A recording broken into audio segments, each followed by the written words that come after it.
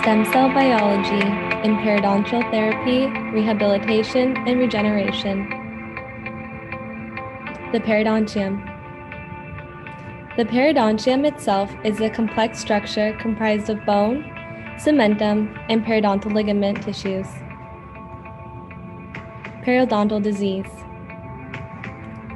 Periodontal disease is the destruction of the periodontium and its surrounding structures. Many therapeutic methods have been used in managing the disease.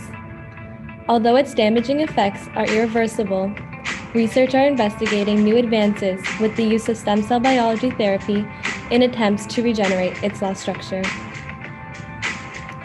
Stem cell-based therapy.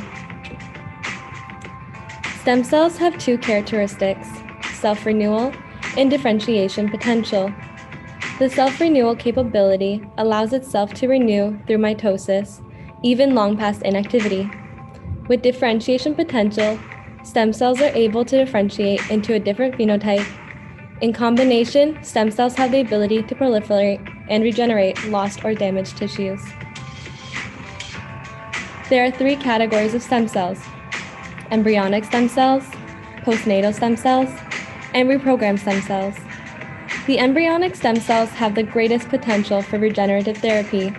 However, there are still ethical and safety concerns in regards to immunogenicity and tumorigenicity, unlike its postnatal stem cells, as they do not pose the same threats. In all the places within the body, the most useful extraction of stem cells is found in the skeletal stem cells due to their possibility in regenerating periodontal tissues.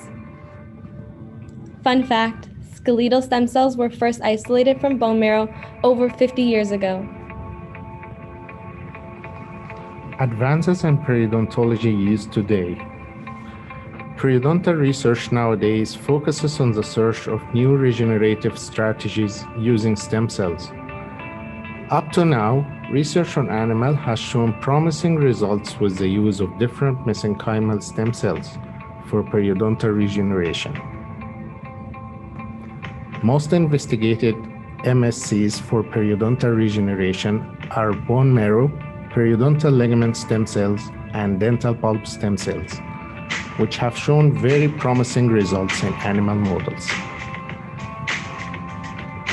More human studies needed. Although all three types of stem cells have been proven safe and effective, the studies on humans are still very limited.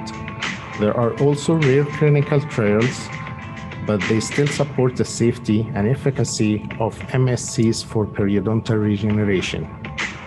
More human studies are needed to support the use of MSCs in daily clinical practice, especially in order to identify the best protocol to harvest, process, and graft MSCs. Future directions.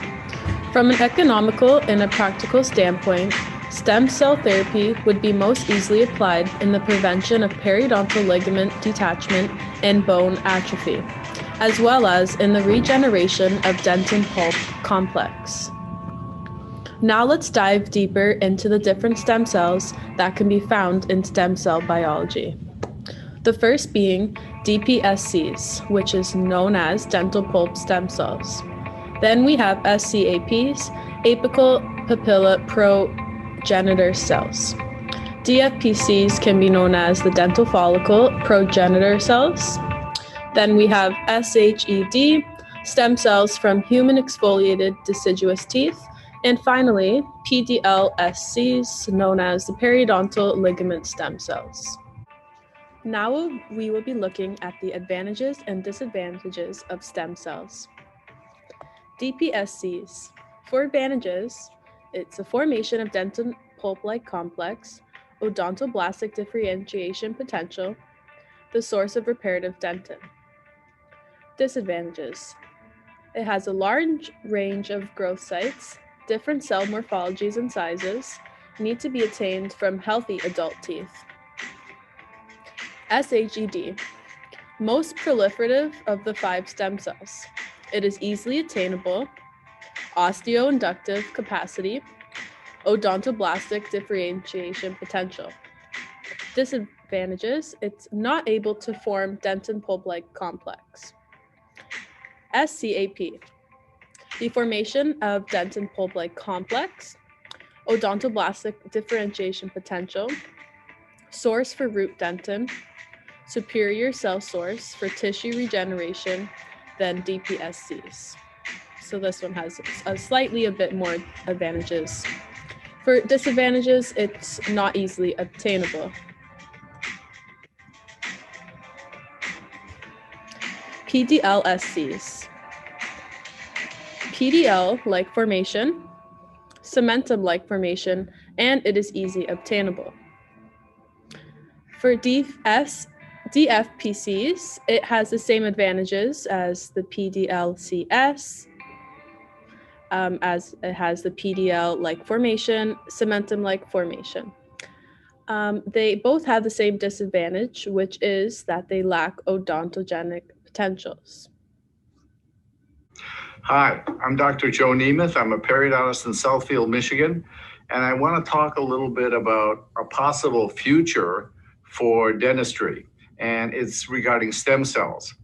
There is research being done now at the University of Pennsylvania, Tufts University, and I think other institutions around the United States, possibly around the world, on utilizing stem cells, human stem cells, to build and grow bone or revive actually dead teeth. Now, there are 5 different sources of stem cells in the mouth around teeth. There are stem cells from the ligament or that's the tissue between the tooth and the bone. There's stem cells in the pulp or in the center of the tooth where the blood supply and the nerve are. There are stem cells around a follicle or a baby tooth that's developed before it comes into the mouth. And there are stem cells at the tips of the roots of teeth.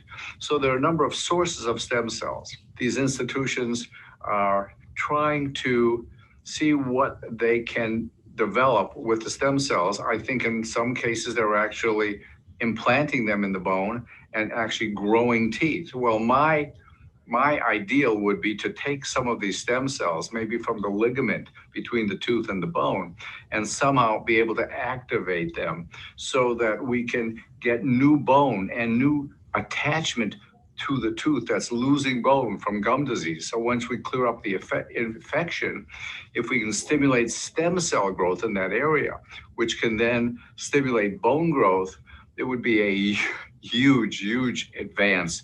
And I think someday it may happen. Right now, we don't really have anything that is really practical for doing that, but there's ongoing research.